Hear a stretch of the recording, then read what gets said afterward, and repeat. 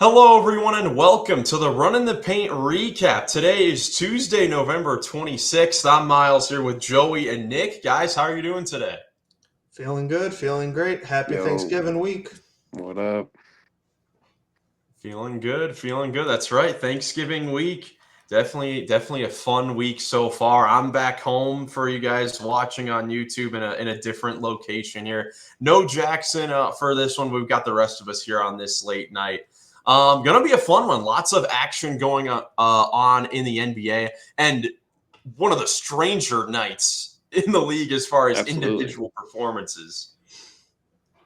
Yeah, Alfred Payton, 21 dimes, and a huge upset in Golden State. So Yeah, that's one of those are a few of many that we'll go over today. But today, for the first time with the recaps, we're gonna do Poeltl. This is something that we normally do for the full episodes, but today, when we're recording this, it is Monday. We're releasing this on Tuesday, so thought might as well do a Poeltl.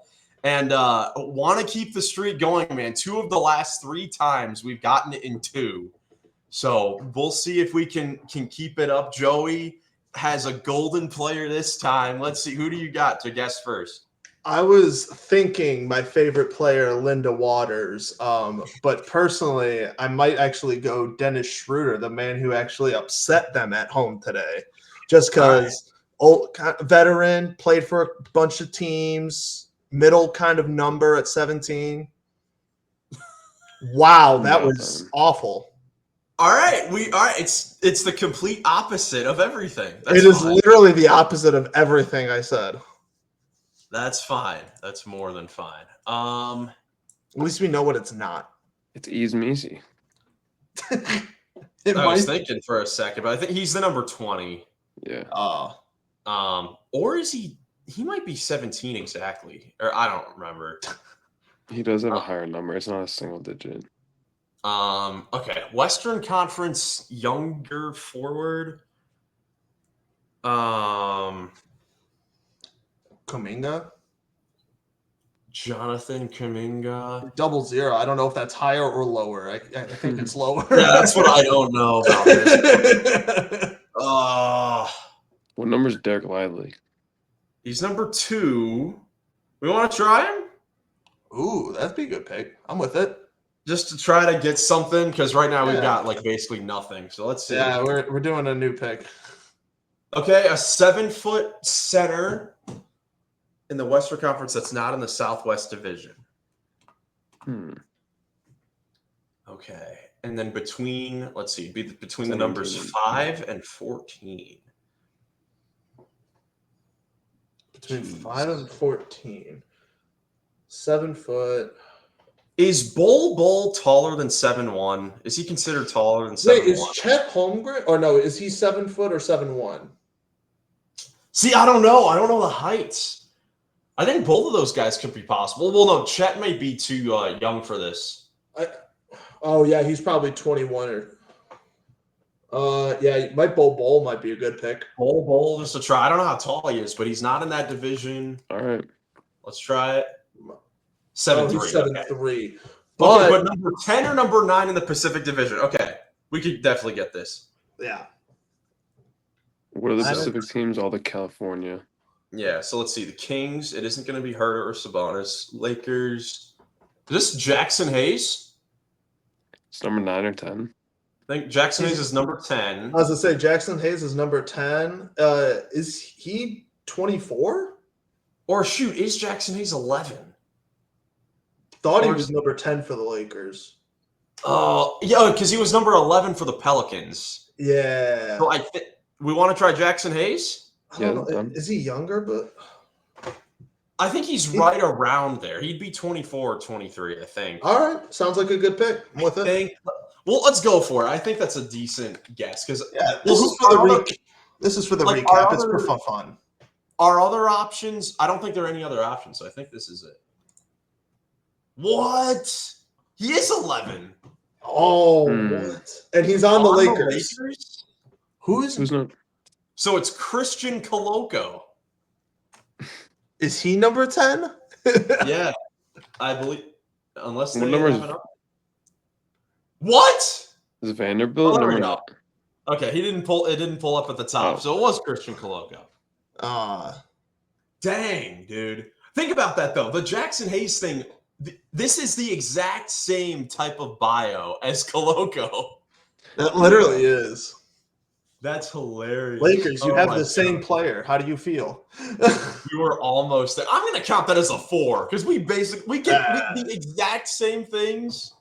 4.5. We didn't know Jackson Hayes was number 11. I swear he was number 10. Dang. I thought he was. He switched it up on us. But now let's get into the official recap, going over all the games. We'll go in order of tip time. So as always, you can take a look in the description down below. Skip ahead to the game or the team that you want to hear us talk about. But first, starting with the first game of the day, the Indiana Pacers defeated the New Orleans Pelicans 114-110. And as Nick alluded to earlier, Elfrid Payton for the Pelicans had 21 assists.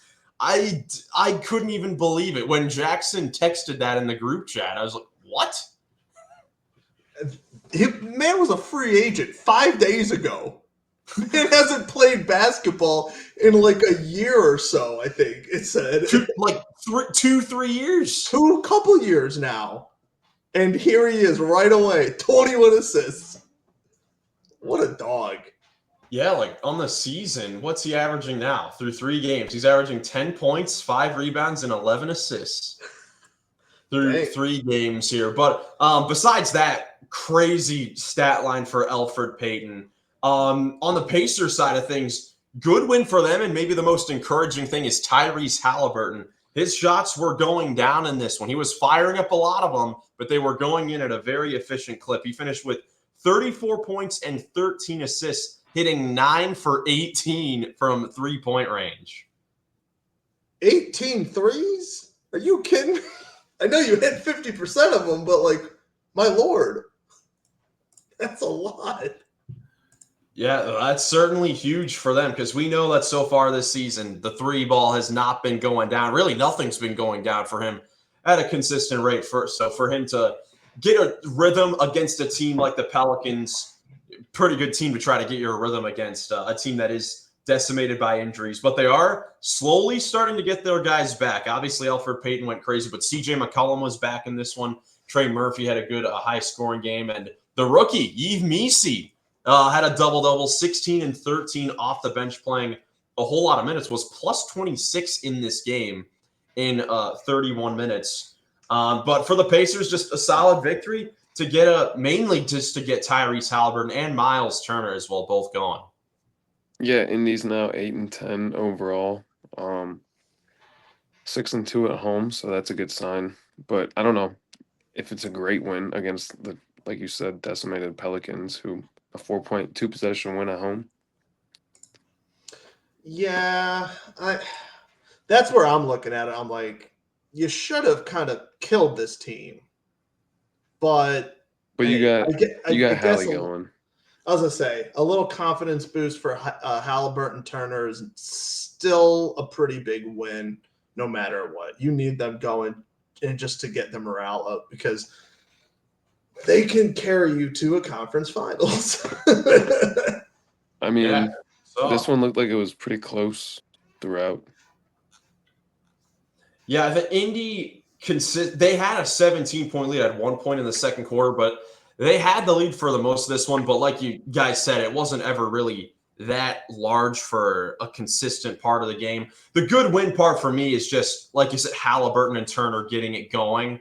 Because I think the Pacers getting the win obviously is important, but them struggling to start the season. But Halliburton having a game like this might be even more important for him down the line. So definitely good for them to get it going. For sure. Against the Pelicans. Real quick, their 17-point lead came with 4 minutes left in the second quarter, and then it was a 2-point lead at halftime. Ooh. Oh my goodness! Gave up a big lead to end the first half. Yeah, it was a lot of Elfrid Payton assists. I did go through after the game and I did watch every single Elfrid Payton assist from this game, and none of them were that flashy, but they were just solid plays that Elfrid Payton made. Like the Pacers go up by 17, and the next 4 field goals 5 of the next 6 field goals for the Pelicans were Elfrid Payton assists to get them back in the game. So, Pelicans just not quitting at all. But overall, Pacers get the 4-point victory. Next game, a very close one between the Detroit Pistons and the Toronto Raptors. And we got a buzzer beater in this one. Jaden Ivey, the game-winning floater as time expired to get the Raptors the 102-100 victory. The Pistons over the Raptors. And, Jaden Ivey led the way on this one with 25 points, 8 assists, and 5 rebounds. No Cade Cunningham in the lineup for Detroit. But the Pistons against a very scrappy Raptor team really got decent performances from their starting lineup. This Raptors team, like you said, is scrappy. You can't take it easy on them, and especially without Cade Cunningham. Way to play, Jaden Ivey. I know it's been a little bit of a rough go, I think, over the start of the year, or even last year. Where After last year, he's had a good year. Okay. I was like, I know, especially last year was a little rough for him, but good to see him keeping it going and getting the win. Show, even without Cade, you guys are still competitive, which that's just the JB effect, I will say. Yeah. Jaden Ivey is a really good clutch player. We were watching him in the pre-pod lobby before the last podcast, and he hit a couple huge shots. Oh, yeah, against the Hornets. Yeah, he was cold the whole game, then went crazy in that one. This game, definitely more efficient, and his impact was there as well. It was a plus 25 in this one. I mean, everyone in the starting lineup for Detroit had a plus-minus in the double digits, which was definitely huge. A lot of them played heavy minutes. Jalen Duren had a double-double.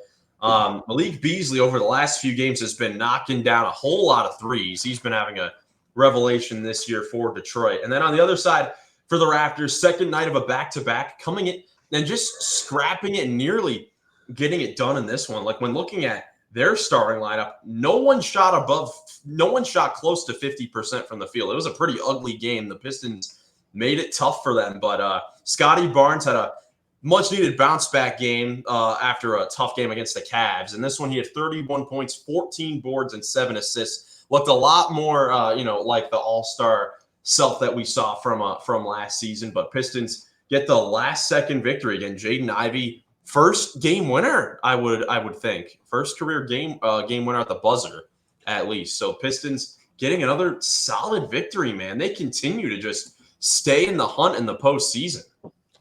Definitely looking like a, for sure, kind of play-in team. They're a team that I kind of want to see scrappy in the play-in tournament just to muck it up for a couple teams. That'd be really fun to see. And good for Detroit. They're a good basketball town. I always root for them low-key, even though they're supposed to be kind of the Cavs rivals. They're a fun team. They're always been kind of a fun team to watch. Yeah, absolutely. Next up here, an ugly game in the Eastern Conference between the Orlando Magic and the Charlotte Hornets. And oh my goodness, the Magic got the victory 95-84, but this was certainly an ugly one. You see on the stat sheet, Hornets got 44 from LaMelo Ball and 20 for Brandon Miller. That means that the rest of the Hornets combined for 24 points in this game. This was just another terrific defensive performance by the Orlando Magic. And they win a game by double digits on the road where they shoot 39% from the field, 26% from three, and 53% from the free throw line. And it's because they forced 26 Charlotte Hornet turnovers. Wow. It was crazy, man. This was not a game for the faint of heart. This was definitely an ugly one. that is the definition of a league pass game if I've ever heard of one. That is insane. What great defense by the Magic, though. Like we've said it all year, especially during this time when Paolo's been out. They've been just collecting win after win with him out. And it's been because of their defense. Franz has been obviously fantastic as well, but they still haven't been the most efficient offense at all over these wins. It's just been their defense that has been just absolutely just terrifying for opposing teams. 53% from the free throw line is unforgivingly abysmal. And they still won the game. They also got out-rebounded by 13. This is crazy, but they won this game because they forced 26 Hornet turnovers compared to just 8 themselves. And the Hornet turnovers, a lot of them, it was kind of a mix of both. It was good Magic defense, and then there were just some errant passes that the Hornets threw that just don't work against this Magic team. And they also had 5 moving screens in this game, which that should not be happening. Being called for 5 moving screens in one game, and then that attributing to a lot of the turnovers. But like LaMelo Ball was incredible in this game offensively when he was shooting. He had 44 in this game, as I said, 17 for 30. I don't know if you guys saw it, this crazy step back 3. I did see that one. That was nuts. It was like off of one leg too. I don't even know how he got that to even go, but LaMelo and Brandon Miller combined for 13 turnovers, for half of their turnovers. But it's just funny looking at a box score like this. Like you see LaMelo 44, Brandon Miller 20. Then the other 3 starters, Taj Gibson 2, Josh Green 2, Tejan Salon 1. Diabate off the bench with 2, Cody Martin with 4. Seth Curry had 9 points, but everyone else combined for like 10 points. It was just a weird game in Charlotte, but no, you're right. I mean, got to give a shout out to the Orlando bench. They had 4 players in double figures off the bench. Guys like Mo Wagner were huge. Jonathan Isaac hit 3 threes along with the great defense, and Cole Anthony had a big impact on this game. He's a guy that hasn't gotten as many minutes this season. There have been times where he's just been flat out of the rotation. But his number got called in this one, and he had 16 points and 8 rebounds. And definitely important there for the Magic to continue to get these wins. I'm a big fan of Cole Anthony. It's kind of a shame that he hasn't been playing on much, but they have so many good guards in that team. That's what I was going to say. It's just a deep guard room down there in Orlando. Yeah, a whole lot of them out for sure. Next game, the Boston Celtics got Kristaps Porzingis back, his first game of the season, and promptly destroyed the LA Clippers, who had won like 5 games in a row. Defeated them 126-94 in just an old-fashioned Boston Celtics beatdown. We see this so many times from them, throughout the course of a season. But now with Porzingis back, he looked decent out there, doing the same things he normally does, stretching the floor from deep, creating shots for others, taking advantages of mismatches in the paint. And the Celtics, another game where they just continue to fire away from 3 and knock them down. They were 22 for 51 from 3-point range, and that was just way too much for the Clippers, who only attempted 26 threes as a team themselves. That's weird. That's a wild stat. This is a good game to get KP back into the mix. Going against Zoo, who can't really defend the perimeter that well, and it's obviously one of the main parts of Porzingis' game that makes him so unique and hard to guard and effective. Up 78-49 after the first half, so I think everything was pretty much clicking on all cylinders right where they left off in June. So, Boston looks legit again, obviously. It'll be fun to see like we were just saying, it'll be nice to see Cavs versus Celtics coming up on Sunday. Yeah. With hopefully both teams pretty healthy and everyone playing. Can they put that on TNT again? I wish. They did put it on NBA TV. It wasn't going to be on a league pass or anything, but it is a weekend game. So getting NBA TV, it's the best you could do for the weekend. But yeah, Celtics continue to just do their thing, man. I mean, this is going to be one of many blowout victories they get throughout the course of the season. Snapping again the Clippers winning streak, and talking about the Clippers a little bit here, obviously losing to the Celtics here by a lot, but they had won their last 5 games here, a lot of them on the road as well. And even with the loss, they're still 11-8. We haven't really talked about how they have played in depth a whole lot this season, but they are right in the mix of things to be a threat right now. Obviously, still early into the season, but what have you guys thought of the Clippers so far? It's hard for me to really pin down how I feel about them. I don't know. I know I was very adamant on saying Ty Lue was going to be fired by Christmas or the New Year, and I hereby retract that statement. He's got them playing fantastic. Like you said, 5 wins in a row going into this game. Not surprising you're going to lose to Boston, who just got one of their best players back, who was crucial for them last year. Like, of course you're probably going to lose, and your streak probably was going to end tonight no matter what. We knew that was going to happen, but don't let that take away that you were on a 5-game win streak when a lot of people, especially with Kawhi out, thought you would be at the bottom of your conference, especially with how tough the West Conference is. I guess I would say I'm still skeptical. Yeah, I mean, I don't know if they're like an actual threat to really do much this season. But then just being able to hold ground until we maybe get Kawhi back, and he's the unknown in all this. We don't know how he would perform if he did come back with this team already kind of gelling.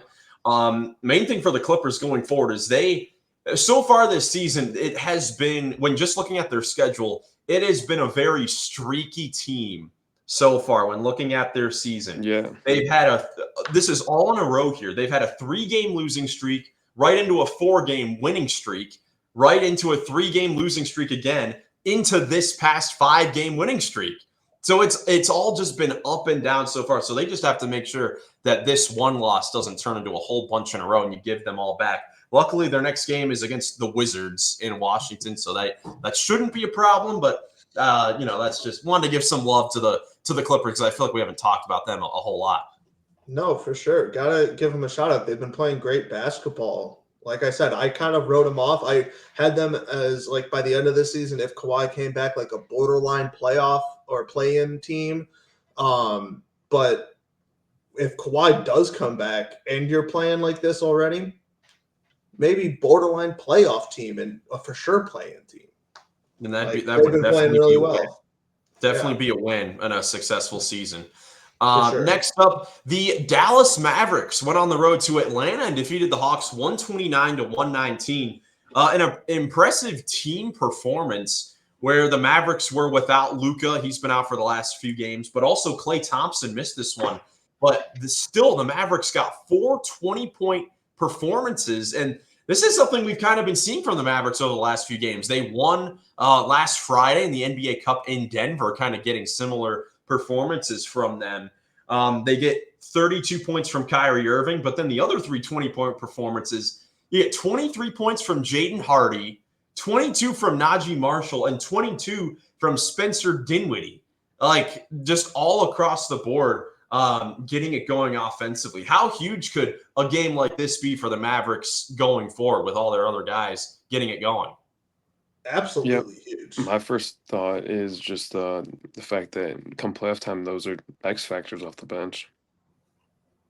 That's exactly what I'm thinking. I'm like, get these guys confidence early, because you're going to need them when you're playing tougher opponents, especially in your division, in that Western Conference, come playoff time. We know Spencer Dinwiddie can ball. He balled out in Brooklyn. He's balled out for Dallas before, but he's just a very streaky guy. If you get him rolling, even like just seeing that performance this early in the season, it just gives me or any Dallas Mavericks fan, like confidence that, like, hey, maybe down the stretch later on, if Luka goes out, maybe we can rely on him. Again, he's very streaky, but you can actually kind of hope on that you can get these kind of performances out of your role guys.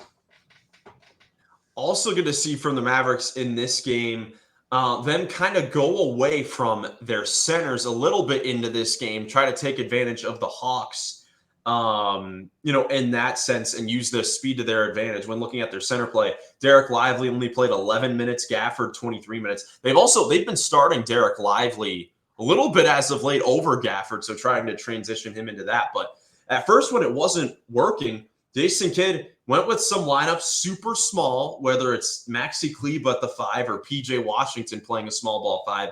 And that really helped them in this game. So good to also see from the Mavericks that perspective as well, being able to play different ways out there and get some run out there with some small ball 5 lineups. Yeah, throw different looks, keep teams off balance. It's kind of the same. It's kind of the same thing we've said, or at least what I've said with a bunch of these teams. With the Orlando Magic, pick up wins when you don't have Paolo. Clippers, keep being competitive when you don't have Kawhi. Jokic, when Jokic is out, you got to win because Russell Westbrook went out. That's just a huge win when those guys are out. When Luka's out, he's clearly your best. He's obviously your best player. He's one of the best players in the league, MVP candidate. When he's out, you got to pick up a win whenever you can. It's huge. It's huge. And that's exactly what they did. Big victory on the road. Next game, the Memphis Grizzlies got Ja Morant back. His first game, first time playing in 8 or so games. He had a double-double in this game as the Grizzlies took care of the Portland Trailblazers 123-98. Another good win for the Memphis Grizzlies. Now 4 games above 500.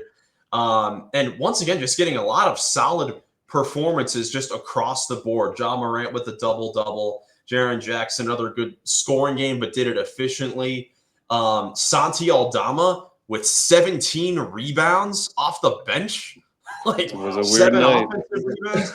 I mean, the Grizzlies, I'm not sure where I put them in the Western Conference if we did a power ranking, but I'm loving how much their other guys have been getting reps and how well they're playing this early into the season.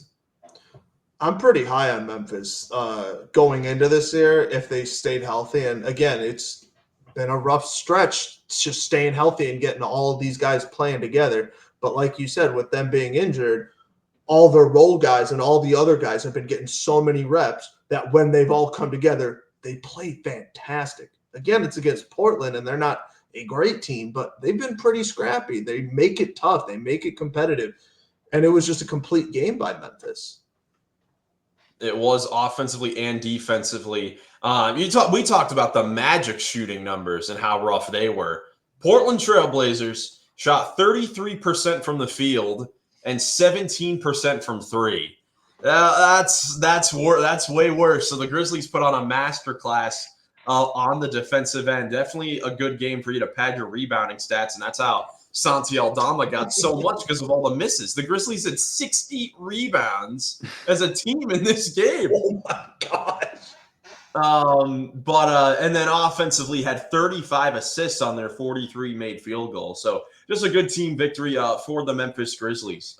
Next up, maybe the most shocking outcome of the day was the New York Knicks destroying the Denver Nuggets 145-118. And this thing was basically over in the first quarter. The Knicks blitzed the Nuggets. They shot like 70% in the first quarter. Nuggets couldn't really get anything going from the outside or from any of their really key guys, while the Knicks put together maybe the best offensive performance in their franchise history.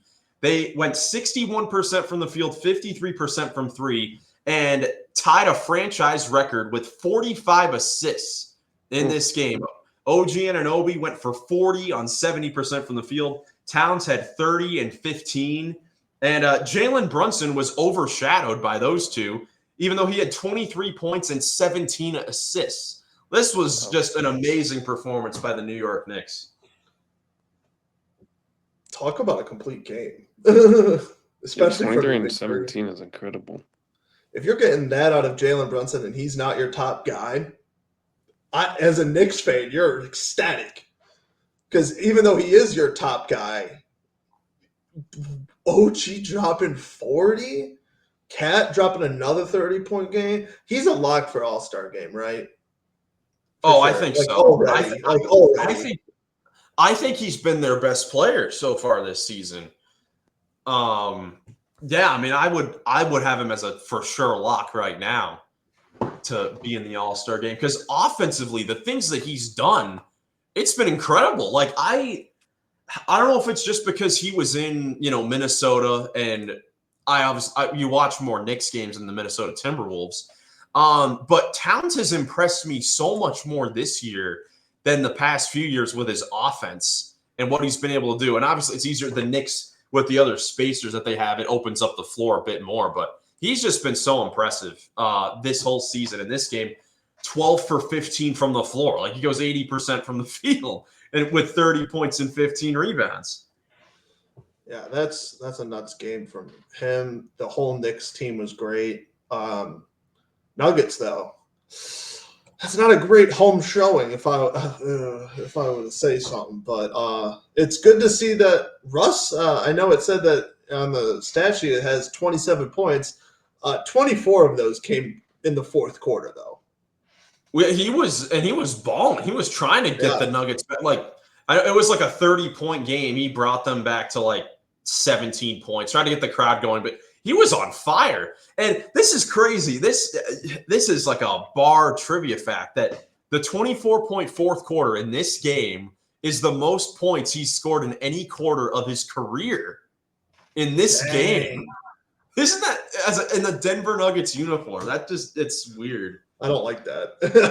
No, I don't like that either. But no, like in the first quarter, the Knicks did a great job on Jokic. Jokic was looking for his shot a bit earlier. He had 11 shot attempts in the first quarter. Then, like, really the rest of the game, he wasn't really looking for his shot. He was trying to get his other guys going, and that's also because the Knicks doubled a bit, as you would on the Denver Nuggets. Holding Jokic, who's been by far the best player in the league so far, to 22 points, 9 for 20 from the field. And then really everyone else, when it was still a game, to not have their best performances. I mean, this was just so impressive and not at all what I expected. I expected this to kind of be a tough game, especially with how Jokic has been playing and against Cat, who isn't the best defensive center, but I guess Jokic being a back to the basket, old school type center, kind of played into Towns' defensive game plan a little bit. But overall, just super impressive by the New York Knicks. They've been stringing together, a couple wins. They had a rough loss. I think it was just on Sunday against Utah. They lost in Utah. And then I believe they get this victory, and then I believe they play at Dallas on Wednesday. So that could definitely be a chance for them to get another big victory without Luka. But the inconsistencies for Denver continue to just not really make sense here, because it kind of goes both ways. Like the Knicks are coming off of a game where they got killed in the fourth quarter by the Jazz, and the Nuggets are coming off of a Saturday performance where they dominated the Lakers in LA. And then you put up this performance the next game. What do you guys think about that? It's a strange night in the NBA, like you said. As I say, there must be a full moon out tonight for the NBA, because this isn't the only strange performance we've had today. Like, it's been almost every game. There's been just some crazy. But based off of those last games, it seems like just strictly off of that, the Nuggets got complacent and the Knicks took it and learned from it. It's kind of how I look at it if you just straight up. Yeah. Final two games here. First, the OKC Thunder defeated the Sacramento Kings 130-109.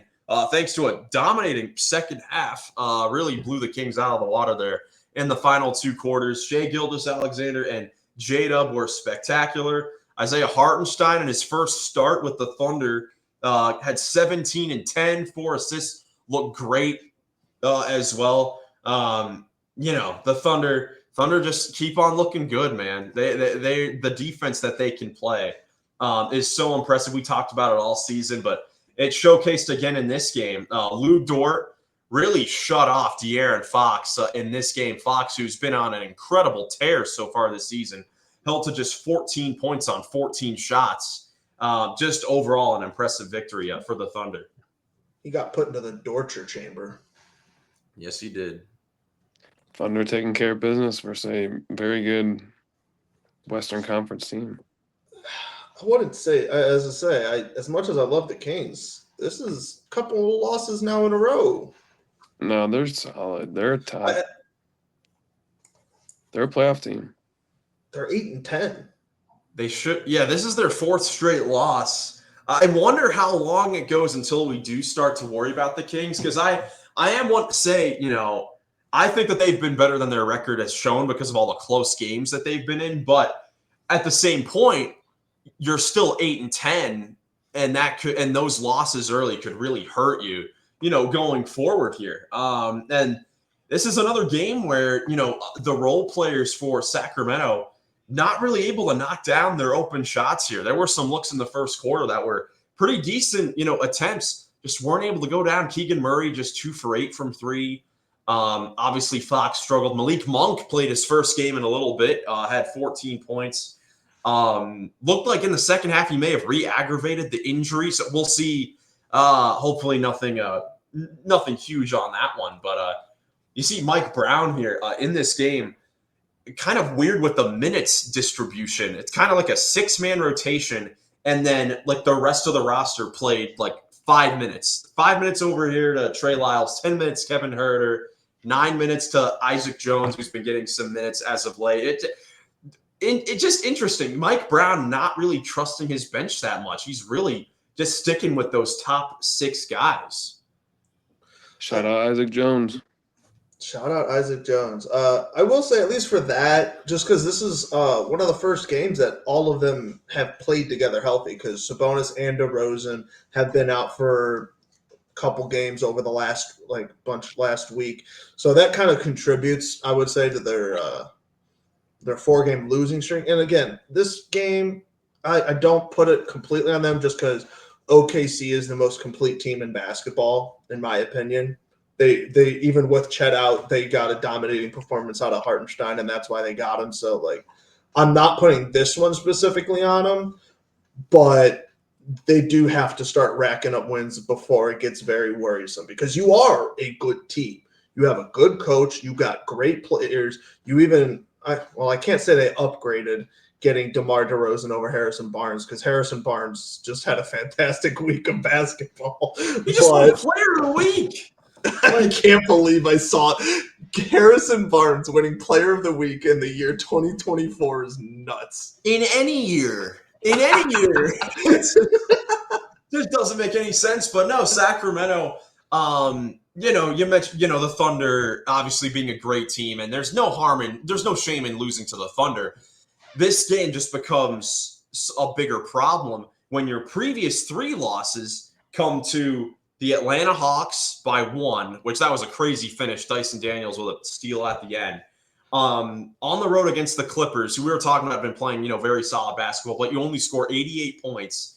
And then you lose at home just the night before, Sunday night, to the Brooklyn Nets, who we're about to get to. But that's 3 bad losses in a row. And you even look 2 games prior, they lost to Minnesota when De'Aaron Fox had 60.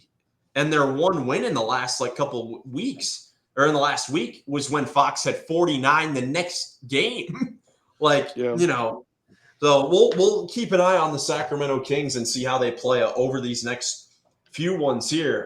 Their next game is against Minnesota again, and they have made for some great matchups so far this season. Hopefully we get another one, that one on Wednesday. But then they finally have a nice little 10, 11 game stretch where they can try to get some consistency going. For sure.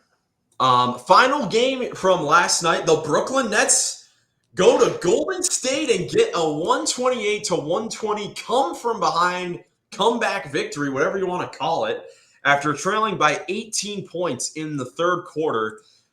Jordi Fernandez, their head coach, made the decision to take out Cam Thomas, who up to that point, having a decent game, had 23 points, good efficiency, 6 of 11 from the field, 23 points, 23 minutes. Only a -5 in a game where you're down by 18. Then the Nets storm all the way back. Cam Thomas doesn't come back in the game. And Brooklyn defeats Golden State on the road. I just mentioned the Sacramento game, their second straight road victory. My goodness, guys. What a shocker. Versus Western Conference teams to start the year for the first time in Brooklyn history. We saw that stat. Yeah. That's impressive. That's very impressive. With this Brooklyn Nets team, too. I mean, dude, we put a lot of disrespect on the GFF, but Dennis Schroeder's there now, so I don't know if they're still the GFF. Uh, we'll see, because what we all wanted them to be bad because they have so many draft picks and they can really go all in. But because what's the record now? 8-10. They're 8-10. Like they're tied for seventh. That's that you're not going to get great draft picks. And obviously we're very early into the season. Like stuff like this happens all the time where a team gets off to a hot start, trails off very quickly. And I had an idea, not an idea, I won't say that, but there was definitely going to be a world where the Nets got off to a solid start to showcase some of their guys, kind of similar to the Chicago Bulls, to showcase some guys to eventually get traded here. But yeah, honestly, what I would say is if the Nets continued to keep this up and they ended up making the play-in or just finishing like the 11th or 12th seed, they'd be even more of a GFF for not finishing at the bottom, because they should be bad. But credit to them for getting these wins. And again, I've been saying it the whole year, they continue to just steal wins from good teams that need wins. It's crazy. Dude, that would have been the easiest bet though with preseason. They had like a 20-win over/under. I would have hammered that. Yeah, I guess they did, and they only need, if it was like 20 and a half wins, they only need 13 wins the rest of the season to get the over. That seems like pretty easy money, especially at this point. But yeah, with the game, I mean, the Nets just went to a very interesting lineup at the end, and it just worked the whole way through. It was like Dennis Schroeder, Keon Johnson, Zaire Williams, Trenton Watford, Tyrese Martin played big minutes in this game. This really was just an incredible comeback victory. But no, Nick, you said Dennis Schroeder's name. Got to give him a major shout out for the way he's been playing and his performance in this game. He had 17 points in the fourth quarter alone to lead the Nets back to this victory. They scored 41 in this fourth quarter. I believe. I think they outscored Golden State like 41-28, and just able to defeat the Warriors, man. It doesn't even seem right that the Nets just defeated the Golden State Warriors on a night where Steph Curry makes 8 threes and was trying to get them back there after the Nets had the lead. But Nets were able to, well, Dennis Schroeder and Trenton Watford were able to make some plays down the stretch to get the win. Listen, Trenton Watford was making some tough baskets in that clutch time. So that was a shock for sure.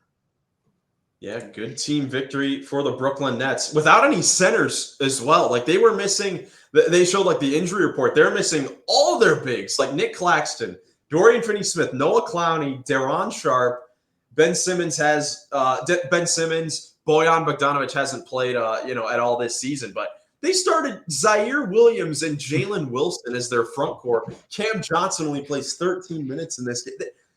Man, on a night where so much strange stuff happened, this fits perfectly in at the end. Yeah, absolutely.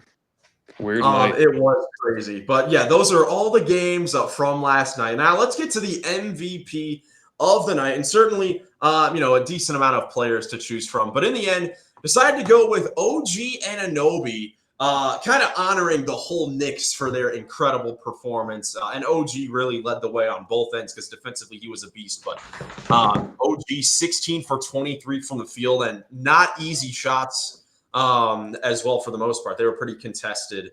So OG Anunoby getting the MVP of the night. He really is quietly, like we talk about Towns and Brunson and I guess Mikal Bridges' inconsistencies so far to start the season a lot, but OG Anunoby heading into this game, averaging 18 points on 50-40, shooting splits is really good, and being a great two-way player as well. So he's been a very solid piece for the Knicks that hasn't really gotten talked about so far this season. I know we always talk about the big trade for the Knicks and stuff, and them getting also Mikal Bridges as well. But that big three, I think it's solidified tonight that it's Jalen Brunson, Cat, and OG as that big three, because they were unstoppable tonight. All three of them played fantastic. And yeah, them making that trade last year to get OG, I don't know. Maybe it didn't pay off last year, but it's probably going to pay off this year. He's playing great. And I just looked since that 40 ball happened last night, his averages are now up to 19 points per game, which is definitely impressive, by far a career high for OG Anunoby. And then last thing before we get out of here, got to take a look at tonight's schedule. And today's Tuesday, guys, so another day of NBA Cup action. 5 games going on. First, the League Pass schedule. Bulls, Pistons, Rockets, Timberwolves. That could be a fun game. 8 o'clock on League Pass. And then the Spurs and Jazz as well. And then the national games. First, the Milwaukee Bucks taking on the Miami Heat, 7:30 on TNT. Both teams who've been playing better as of late, specifically Jimmy Butler, who's been one of our big disappointments so far this season, has been playing better as of late. Same thing with the Milwaukee Bucks. That at 7:30 on TNT. And then the nightcap, the big game, the LA Lakers and the Phoenix Suns. The Suns getting some good news back earlier today with Kevin Durant and Bradley Beal both set to return in this game. And that would definitely be huge for them because with those guys out, they lost their last 5 games. So getting them back against the Lakers, who are looking to bounce back themselves after the blowout loss to Denver, should be a great game here tonight. I'm definitely excited. I know those national televised. I'm looking forward to the Goglin Bowl, the Rockets-Timberwolves game. To the Goglin Bowl. Absolutely. Well, that's it for the recap. You guys got anything else before we get out of here? No, sir. Not much, yeah. Happy Thanksgiving to everybody. Yes, happy Thanksgiving to everyone. If you guys did enjoy the video, leave a like, subscribe for more NBA content. Thank you guys so much for watching. Hope you have a great rest of your day, and we'll catch you in the next one. Peace.